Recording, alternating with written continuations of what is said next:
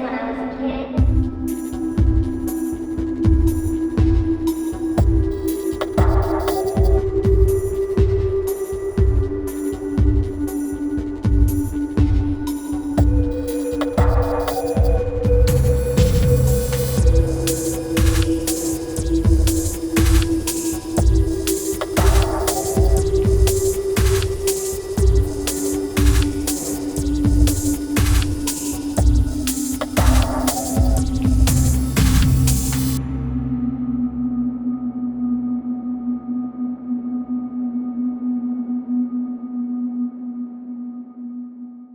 I never felt comfortable in my own skin. So when I was in elementary school, I always felt like I was different than everyone because of my skin color, because of my race, because of my name.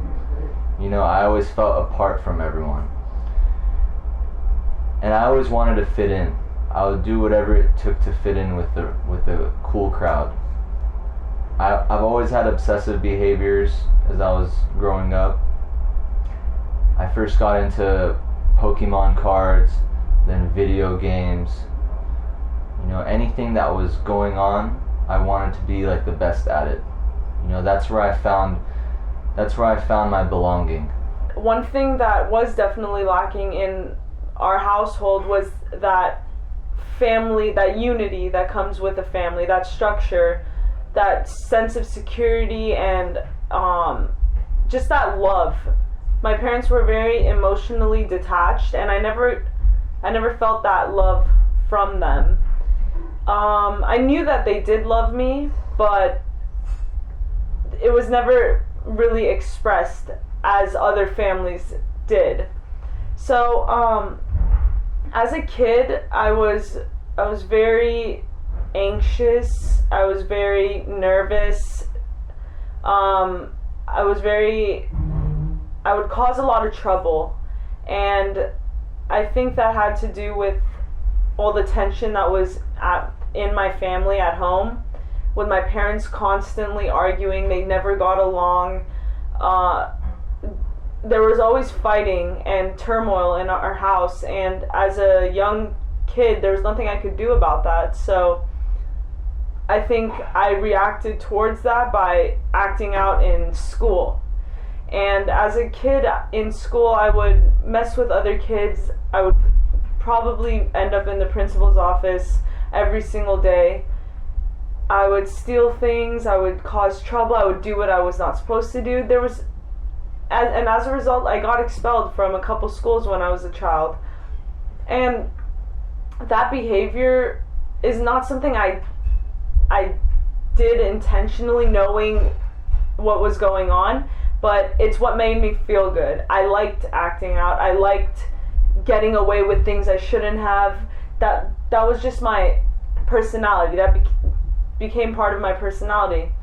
So I always felt I didn't belong. I always felt like there was something missing. Something inside me just wasn't right. I wasn't like other kids. I felt like I was a loner, while everything was perfect for other people. And that really had an effect on me, because I kept to myself. No one really knew me, and I didn't let people know me because I felt like there was no point.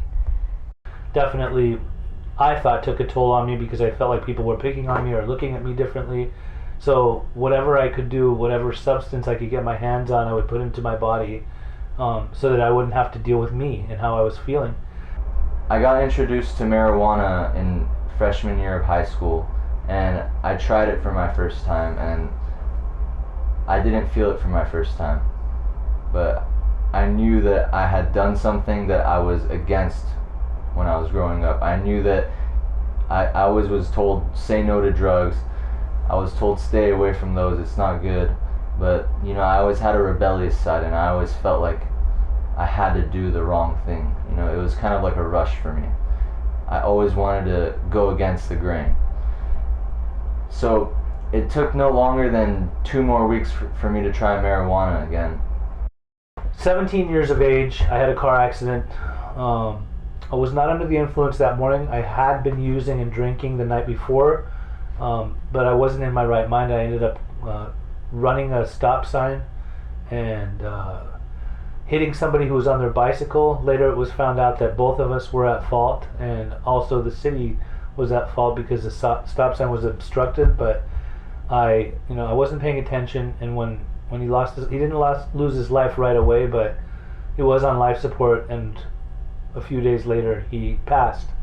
And this is something that I carried around with me for pretty much the rest of my adolescence and into my adulthood. I felt guilty that somebody had lost their life as a result of me, and I went on to deal a lot of drugs, use a lot of drugs, everything.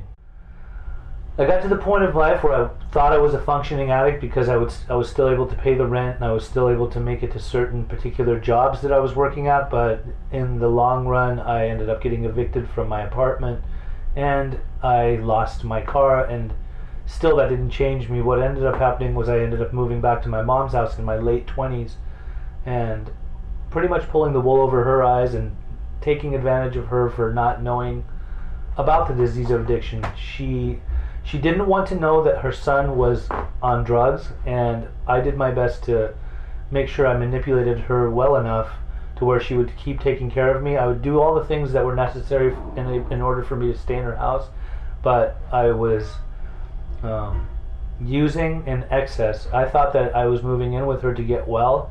I moved in with her and got worse, and it got to the point where the Orange County Methamphetamine Task Force ended up raiding her house. I was arrested once again, finding myself in another jail cell. And although, I could have told myself all day long I want to get well, I wasn't getting well. I remember sitting in my cell block thinking, when you get out of here, be good. Just do the right thing. Don't keep messing up. And I would attempt to do it, but when I would get out, the disease of addiction was still within me, and everything that I thought that I wasn't going to do, I would do anyway. And that pretty much was how my life resumed for the next 5 plus years. I was crashing cars regularly. I was ending up in more jail cells regularly. I was, it got to the point where I was disowned by my mom, and when she told me that she didn't want to have anything to do with me anymore, and I needed to go find help and get help on my own, I found myself in turmoil because at this point, not having my mother in my life, it meant a lot to me. And I knew that there must be some kind of, I have to do something. There was a turning point where I reached out for help, and even so when I tried to call her, she wouldn't help me. And I ended up talking to somebody else who put me in contact with a house in Irvine, which was a treatment facility at the time, and after 9 days of detoxing myself at a friend's house, I ended up going to this house, and you may call it a coincidence. The house that I went to actually was being run by a man that whose house I went to years ago that was a sober living, and at this time I had no money. I was bottom of the barrel drug addict, living out of my car. Went to his house. I wasn't fully surrendered, but it didn't take but long for me to realize I need to get help, and I couldn't afford it. So this man helped. There was a foundation that had been put together for Iranians that some people had donated money and basically helped me with my first month of treatment. And that's, I at first, being an addict, I felt like I was missing out on a lot of things in life, and I needed to get to those things. But it didn't take but 2-3 weeks. I was sitting on some lies in there and some reservations, and they ended up processing me in a group, which was very necessary, where I figured out that I'm a total liar and that I still have reservations and I still wanted to use. And after that, there was another group that they did a psychodrama, which also was very necessary, and it was a turning point, a major turning point in my life where I completely changed. I had to relive my day of my car accident where I hit the kid. This is something I've been carrying around with me for many, many years. And after, walking around the room in a family group at that treatment center, and my mom was sitting in the group too. She hadn't come to visit me for a couple of months, but when she finally did, I basically poured out all my tears, and they put somebody underneath a sheet, and it was one of the people's kids to basically reenact to say basically, this is the guy who you hit on his bike, and get down on your knees, talk to him, tell him what has become of his life, and then tell him what's become of your life. And by doing so, it felt like 1,000 pounds had been lifted off my back. And the next day I told my counselor, I said, I would have never been able to change my life if I didn't do this. In doing that, he had me make a commitment that I need to change my life 100% and completely. He invited me to go attend college, and I went to Saddleback College to become a drug and alcohol counselor, and I finished in the top of my class at Saddleback, and I was on the dean's list. And this is coming from a person who I used to go to art school, to an actual university for artists, and I'm an artist. I failed out of there because I was under the influence the majority of the time. So in going to another school now, to my surprise, I was finishing the top of my class. I know why. It's because I was sober. And, at this point, I take my recovery very seriously. Sometimes I feel like I take it more seriously than others because the way I use drugs, I used drugs and took those that serious, so that's how I do my recovery. I work with... I made a commitment to my counselor back then that I would help people, all different types of people. I don't care what race, creed, color they are, but I'm always there for them, and seeing the transformation that happens in some people's lives that want to get well. I remember where I came from, and I continue to do this. I know that there's a lot of people out there that are somewhat deprived of getting treatment or help because they can't afford it. They don't have insurance, and I think it's a waste of talent when we can't help fellow addicts, alcoholics, or we incarcerate them as a form of punishment. Because obviously, when I was incarcerated for so many different drug charges, it never changed me.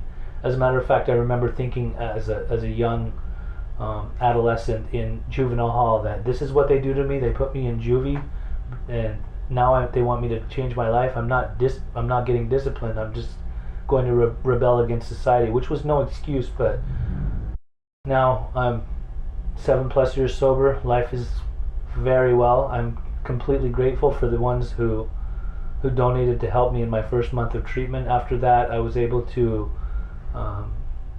build my relations with my family and have them help me. My mom decided to financially cut me off. She took away my car, school, my apartment, and everything, and that gave me two options. Either I would go into rehab or I was on the streets. I was on my own, and I didn't want to go on the streets. I was like, okay, I'll go to rehab, I'll satisfy them for a little bit, and then I'm going to come out and I'm going to do my own thing.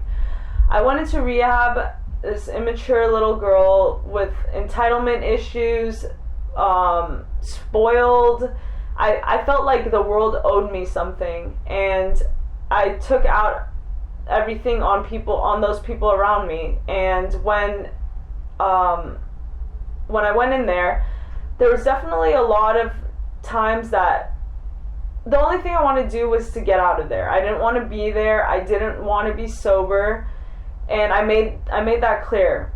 But at some point, I don't know what happened, something about being sober, it opened new doors for me, and I started to see more of the positive of sobriety, and not just sobriety as in not using, but recovery as a person from within.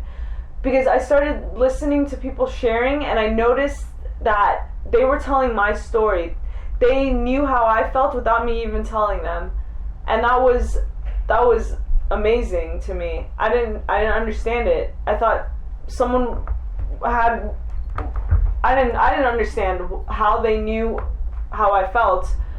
So I started listening more and more and more, and slowly things started to make more sense. And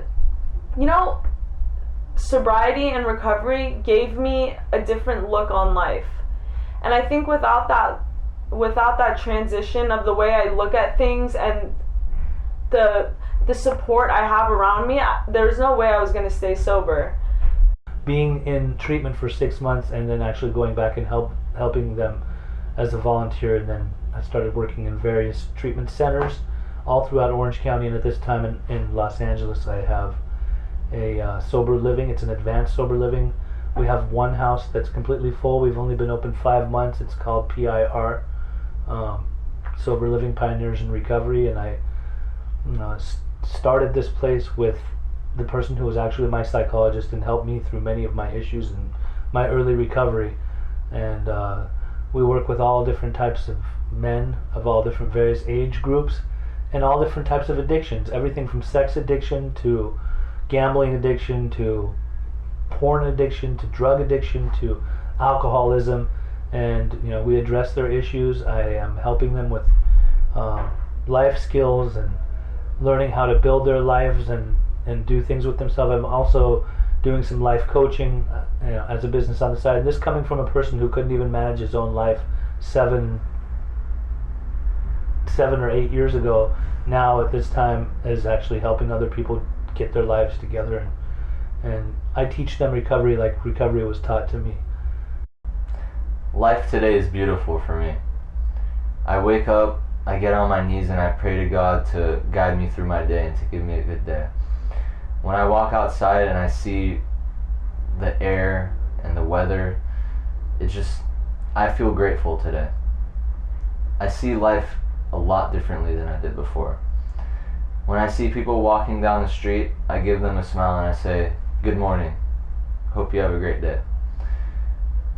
I contact my family on a daily basis and I wish them a beautiful day as well. When someone cuts me off on the freeway, instead of thinking, what the hell is this person doing? Do they not know who I think I am? I think to myself, maybe they're just having a bad day. I hope they have a better day too. I'm grateful for the things I have, and I'm grateful for the things I don't have. I still have troubles today. I'm not perfect. When things don't go my way, I get upset, but I have the tools today to get past that. I have the tools today to respond rather than to react to things that I don't like. I could help people today. I could be of service, and I could be there for someone that needs help. And this is one of the best feelings that I've felt in my life. Being able to get out of myself and to be there for another person in need makes my problems trivial.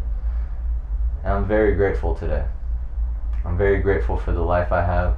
I'm very grateful for the life that I don't have. I know it could be a lot worse for me. I know I could be a bum on the streets, or I could be a vegetable, anything. I'm grateful to have my legs. I'm grateful to have my arms.